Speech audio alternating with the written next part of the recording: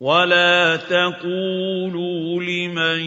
يقتل في سبيل الله أموات بل أحياء ولكن لا تشعرون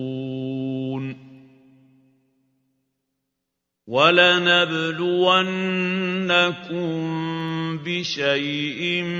من الخوف والجوع ونقص من الأموال والأنفس والثمرات وبشر الصابرين الذين إذا أصابتهم مصيبة قالوا إنا لله وإنا إليه راجعون. عبد العزيز محمود جولد أفريكا. fursad aan arkayna inay ahayd midda kaliya aan dalka iyo dadka ugu shaqayn karno inaan ka shaqayno aniga iyo adiga iyo tiim kale oo badan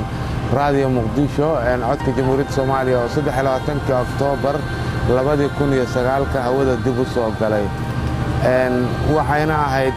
maalin runtii ay dadka oo dhan Soomaaliyeed ka dareemeen magaalada Muqdisho. haddii aadan darsin taariikhda ama ay maqal kugu tahay dib u eegleelidda warbaahinta qaranka waa macquul inay kugu adag tahay fahamka ujeedkeena. Radio Muqdisho ayaa dib loo howlgeliyay 2009 burburkii kadib xilliyo magacyo kala duwan lagu caanamaalay markii ay ka baxday gacantii dawladda militariga ee dalka lagaga saaray awoodda 1990 jabhada ka dhex kacay kacaankii 21 sano dalkan maquuniska ku hayay qiyaas 2010 sida ay Muqdisho iyo warbaahinteeda ahayd heer waxaa la soo maray lagu qasbay abyaada carbeed inay ku bedelaan astaamahoodii gaarka ahaa iyo kuwii dadka iyo dalkan ay lahaayeen. waxaa jirtay awoodo isku biiray oo markii dambe magaca Al-Shabaab wada qaatay kadib markii loo awood sheegtay xisbigii. laakiin xilligaasi waxaa safka hore ee sheegashada awoodda ku wada jiray Xisbul Islaam oo uu hogaaminayay wadaadka xabsi guriga ah ee Xasan Daahir Aways iyo Al-Shabaab oo majaraha u hayay Axmed Cabdi oo Godane oo isna la jaray dhulka gandaal diyaaradaha aan duuliyaha lahayn September 2014 ay ku dhufteen. 2010 Abriil waxaa la amray warbaahinta joojinta isticmaalka suugaanta Soomaalida. waxaa la siiyay 10 cisho inay ku soo afjaraan heesaha. Agoosto iyo September isla sanadkaasi ayaa lala wareegay idaacadihii Quraanka Kariimka Horn Africa Telefishinkii GBC. si lamida waxaa iyana lala wareegay warbaahinno kale oo aagga argagixisada ka dagaalamaysa ku yeelay ilaa markii dambe xitaa la qaatay qalab ay BBC-du ku lahayd deegaano koonfurta ka mid ah. aan dib idiin soo celiyay warbaahinta qaranka gaar ahaan Radio Muqdisho oo sal u ah qaybaha kale ee warbaahinta ayaa la timid daljirayaal diiran oo safka dagaalka la galay hay'adii ay ku timid inaan maanta halka nabad ku wada joogno. waxaan idin xusuusinayaa mar wasaaraddan lafteeda gambad lagu soo gali jiray xabadaha dhinaca kale ee ka soo ridayaan argagixisada aawadeed. Allah u naxariistay walaalkeen Cabdilcasiis Maxamuud Guuled Afrika waxa uu ahaa tiir dhaxaadka warbaahinta qaranka. ma jirin qof la haladeeg ah ee wasaaraddan soo maray xasuusta taariikhdeeda hore iyo teeda dambe.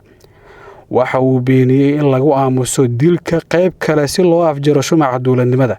ee markaasi jira oo tabaryari meeshii ugu darneed marayay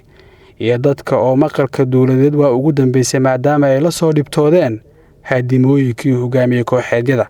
si kore iyo si hooseba waxay u sheegeen argagixisada in amaanta dawladeed ay tahay ciqaab carabka in loo jaraa. dhageysiga Radio Muqdisho ay tahay dambi iyaga xaggooda laakiin dadka oo u hamuun qabay xorriyadda iyo inaysan dhaqan u lahayn anaashiida la soo minguuriyay ayaa guryahooda iyo arfanadooda ka dhageysan jiray codkan iyo barnaamijkan oo soo gali jiray xilli jawiga uu degan yahay. ahaana mid ka mid ah barnaamijyadii ugu saameynta badnaa waagaas ee Radio Muqdisho. hadda barnaamijka nuxurkiisa ayaa ahaa dhageysiga codkan gugaca leh ee walaalkeen Cabdilcasiis Afrika. Bismillahirrahmanirrahim. Assalaamu calaykum waraxmatullaahi wabarakaatuh. waxaan oo wanaagsan idin ahaantiinba dadkana dhegaysanayo meel kastoo aad joogtaan. waa mar kaliya barnaamijkeennii bandhigga waraysyada Radio Muqdisho.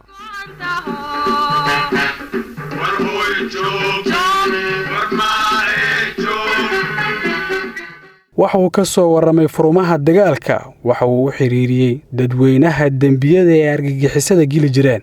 si ay wadajir marag uga noqdaan dadyoowga isagoo u maraya warbaahinta waxa uu sameeyey barnaamijyo gaar ah oo midba ciwaan lahaa waxaana ka mid ahaa barnaamijyadii ugu saamaynta badnaa ee sida gaarka ah ugu baxay cinwaanno uu u xulay sida dilaaga wariyaha macallinkii dilaaga ahaa waxa uu markii dambe abuuray ciwaan uu curintiisa lahaa ee gungaar ilaa geed fariis uu uga ahaa dhammaan howlwadeennada warbaahinta habka loo dhigay ereyada lagu qeexaya argagixisada kuwa ciidamada iyo garsoorka ciidamada qalabka sida waxa uu la fadhiistay dembiilayaal gacmaha dhiig ku leh waxa uu la istaagay meel kasta oo ay dhibic dhiigah ku daadiyeen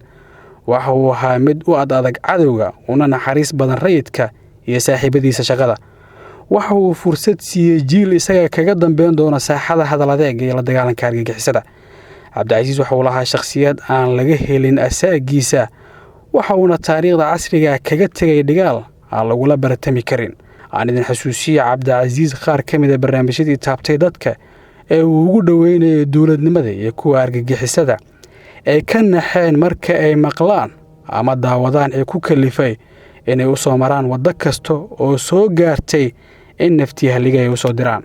kadib markuu sheekada iga sheekeeyey xasan xanafi ayaan weydiisay nisa inay ii oggolaadaan xasan xanafi inuu geeyo bartii ay ku dileen allaha u naxariistee marxuum siciid tahliil waxayna nisa iga aqbashay codsigayga iyadoo maxamed waxa uu kaga duwan yahay dhallinyaradii hore aan ku soo qaadannay barnaamijyadeenna gungaar waa macallin jaamacadeed oo haysta shahaadada heerka labaad ee jaamacadda mana ahan wiil yar oo aan waxbaranoo la marin habaabi xagee taagneed markii aad badhanka taabanaysa halkaanaan ka orday saanaan u ordayaa haye waana ku orday meeshan ku socda marka dadka aad rabtay inaad markaa isku qaraxdo xagee fadhiyeen saanay u fadhiyaan horteedaysaan u fadhiyaan haye waa gartay waa ka marka halkaan aad ka orday halkaan ahayd meeshan ka orday saasaan u orday anaa ordaya marka badhanka markaan taabtay saan anaa u ordaya badhankan aan hayaa saas qaji u dhahay saas aan leeyahay 9 Agoosto ee sanadkan waxa ay maleeshiyaad ka tirsan al-shabaab oo uu hagayay horjoogahan Shucayb ay ku dileen degmada Xamarweyne allaha u naxariisto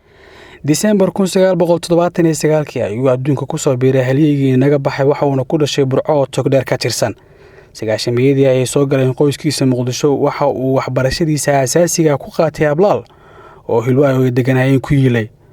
waxa uu ka soo shaqeeyay warbaahinta gaarka ah ee gobolka Bari ilaa iyo Muqdisho laguma koobi karo daqiiqado diiwaanada uu dalkan kaga tagay walaalkeen Afrika waxa lagu daabici karaa boqolaal page oo dhigaal u noqon karo faca u dhalan doona dadka iyo dalkan horta wariyaha Soomaaliga ah waxa ku waajib ka saaran yahay dalkiisa iyo dadkiisa wariyaha Soomaaliga waxa rabaa inuu garto inuu soo dhacdhacaad ka ahayn dalkiisa iyo dadkiisa waxa rabaa inuu garto inuu adeegayo dadkiisa waa kuwa aad aragteen ee sooba dadka ku xasuuqay waa kuwa aad aragteen naasaablo waa kuwa aragteen maalin kasta idinka idin dilaya waa kuwa mid kasto idinkeedii ka mid ah u qorshaysan inuu dilo waa kuwa adinka marka aad iyaga ka baqaysaan wararkooda aad sida dabacsan u sheegaysaan iyaguna diyaarinaya qorshe iyo istiraatiijiyadii ay idinku dili lahaayeen marka dadkana u naxa idinkuna naftiina u naxa una adeega dadkiina kana qayb qaata in cadowga al-shabaab laga guulaysto waxaana loogu guulaysan karaa in wariyuhu uu garto in al-shabaab uu yahay cadowga dadka Soomaaliyeed loona la isticmaalo luqadda ugu adag ee loo isticmaali karo marka waxyaabo la yaab kale waxa ka mid ah wariyaha Soomaaliga ah isagii ayaaba waxa uu ka shaqeynayba aad garanayn marka qaarkood oo leedahay war qofkanu miyuusan Soomaali ahayn war aawi damiirki war aawi dadnimadii war aawi islaamnimadii war ilaahaad ugu dhawaanaya inaad shabaab xaqiiqda ka sheegto shabaab ay kuma lihi shabaab dacayday kuma lihi laakiin runta ka sheeg ha ka gamban Allahu naxariistay 20kii bishiina dhaaftay ayaa Allah naga jeclaaday wariyaha Afrika waxaana maalintii xigta loo hooyay taakooyinkii uu ku lahaa dhulkan